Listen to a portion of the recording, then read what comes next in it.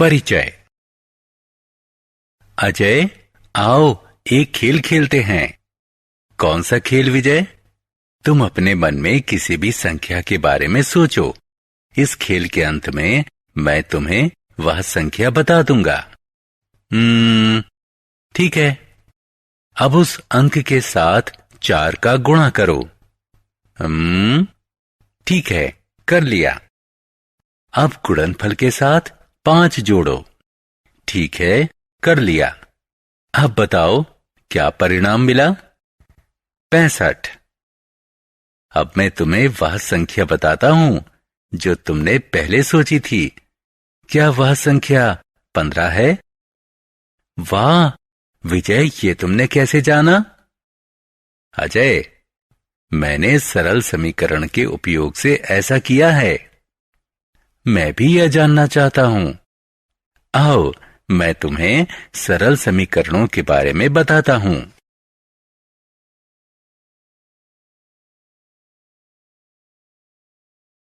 उद्देश्य। इस पाठ के अंत में आप निम्न करने में सक्षम हो जाएंगे। एक समीकरण को बनाना, समीकरण की अवधारणा को समझना, किसी कथन को समीकरण में और किसी समीकरण को कथन में परिवर्तित करना, समीकरण को हल करना, स्थानापन्न को समझना, सरल समीकरण से संबंधित समस्याओं का समाधान करना। समीकरण बनाना। सबसे पहले मैं तुम्हें समीकरण बनाना बताऊंगा। आओ एक उदाहरण लेते हैं। मैं तुमसे एक संख्या के बारे में सोचने को कहूंगा। मैंने तुमसे एक संख्या के बारे में सोचने को कहा। मुझे उस संख्या का पता नहीं था। मेरे लिए यह कुछ भी 1, 2, 3, 11 या 100 हो सकती थी। मैं इस अज्ञात संख्या को एक अक्षर x से व्यक्त करता हूं। तुम x की जगह y या t या कोई भी दूसरा अक्षर ले सकते हो। मैंने तुम्हें संख्या को 4 से गुणा करने को कहा। गुणनफल 4x हुआ। फिर इसमें 5 जोड़ा जो कि 4x + 5 हुआ। आपको परिणाम 65 प्राप्त हुआ था, जिसका अर्थ है कि 4x + 5 बराबर है 65 के। अब x का मान जानने के लिए इसमें विभिन्न मान रखते हैं। यदि x बराबर 1 है तो हम उत्तर 9 प्राप्त करते हैं। यदि x बराबर 5 है तो हम उत्तर 25 प्राप्त करते हैं। इसी प्रकार यदि x बराबर 15 है तो हम उत्तर 65 प्राप्त करते हैं। यह बहुत आसान है। समीकरण 1। विजय, क्या तुम बता सकते हो कि समीकरण क्या होता है? समीकरण में सदैव समानता का एक चिन्ह होता है। समता के चिन्ह से पता चलता है बाईं ओर के व्यंजक का मान चिन्ह के दाईं ओर के व्यंजक के मान के बराबर है। यदि दाईं ओर बाईं ओर के व्यंजक का मान परस्पर बदल दिया जाए तो भी समीकरण समान रहता है। अब मैं तुम्हें एक कथन दूंगा।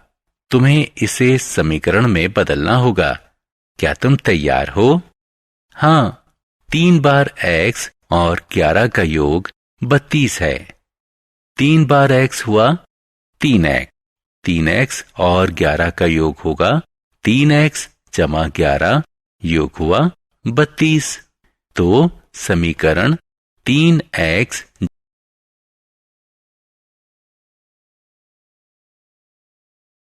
समीकरण 2। हम समीकरण को भी कथन में बदल सकते हैं। क्या तुम कोई उदाहरण दे सकते हो? ठीक है, इस समीकरण को देखो। x - 5 = 9। हम इसे इस रूप में लिख सकते हैं। x से 5 निकालने से 9 बचता है और हम लिख सकते हैं 5p = 20। एक संख्या p को 5 से गुणा करने पर 20 प्राप्त होता है। यह सही है।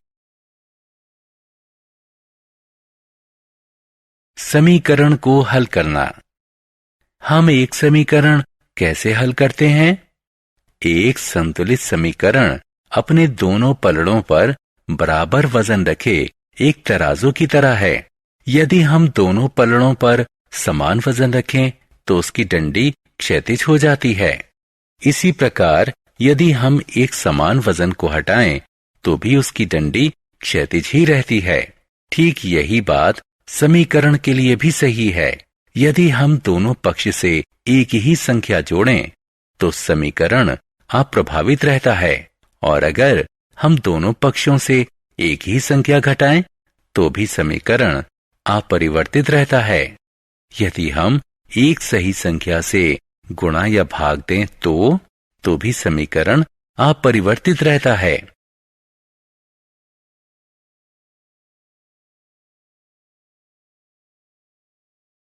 उदाहरण, आओ एक समीकरण लेते हैं। x जमा 3 बराबर 8। इस समीकरण के दोनों पक्षों से हम 3 घटाएंगे। नया बायां पक्ष है x जमा 3 घटा 3 बराबर x, और नया दायां पक्ष है 8 घटा 3 बराबर 5। इस प्रकार हम x बराबर 5 प्राप्त करते हैं। लेकिन हमें 3 क्यों घटाना चाहिए? कोई दूसरी संख्या क्यों नहीं? क्योंकि 3 घटाने से दायां पक्ष x के बराबर हो गया। क्या तुम्हें यकीन है कि यह संख्या सही है? हम x की जगह में उत्तर रखकर इसकी जांच कर सकते हैं। यदि दायां पक्ष बाएं पक्ष के बराबर है तो जवाब सही है। हम देख सकते हैं कि यहां बायां पक्ष दाएं पक्ष के बराबर है, इसलिए हमारा जवाब सही है।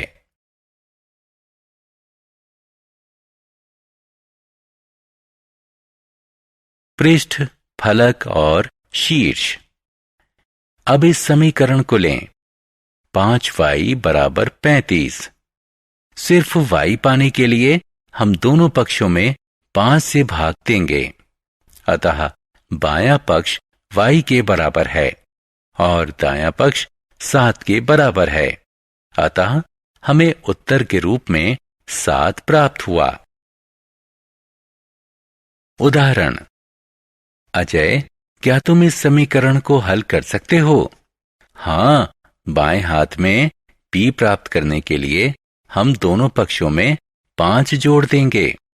हम पाते हैं कि 12p बराबर है 30 के। अब 12 से दोनों पक्षों को विभाजित करते हैं। उत्तर मिला p बराबर 5/2। बहुत अच्छा। क्या तुम जानते हो कि हम इन प्रश्नों को स्थानापन्न से भी हल कर सकते हैं? स्थानापन्न क्या है? आओ मैं तुम्हें समझाऊंगा।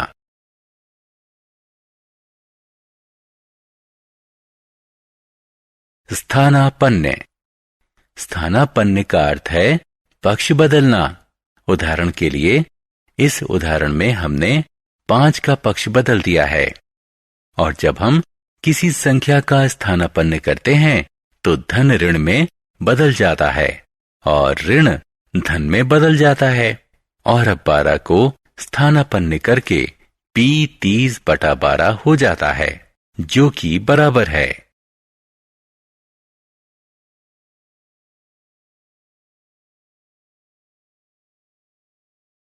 वास्तविक जीवन से उदाहरण।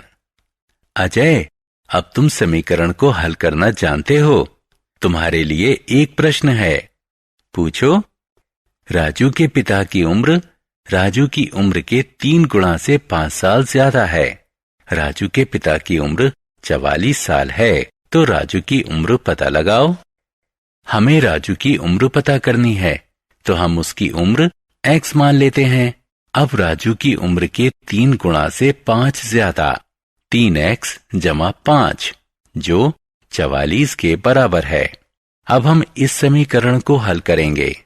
5 को दाएं तरफ स्थानापन्न करने पर हमने प्राप्त किया 3x बराबर 39 के।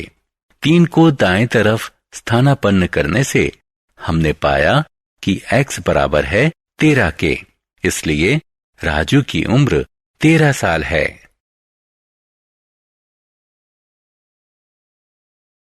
सारांश।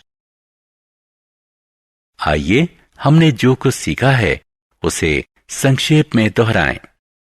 एक समीकरण चर पर एक प्रतिबंध होता है। प्रतिबंध ये है कि दोनों व्यंजकों के मान बराबर होने चाहिए। यदि दाएं पक्ष के व्यंजक और बाएं पक्ष के व्यंजक को परस्पर बदल दिया जाए तो समीकरण समान ही रहता है।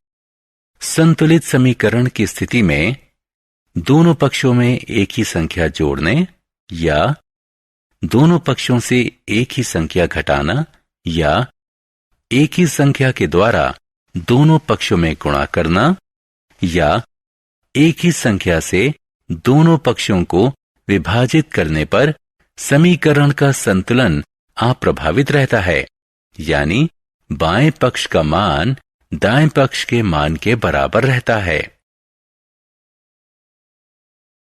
स्थानापन्न का अर्थ है एक पक्ष से दूसरे पक्ष में ले जाना। जब आप एक संख्या को एक पक्ष से दूसरे पक्ष में ले जाते हैं तो उसका चिन्ह बदल जाता है।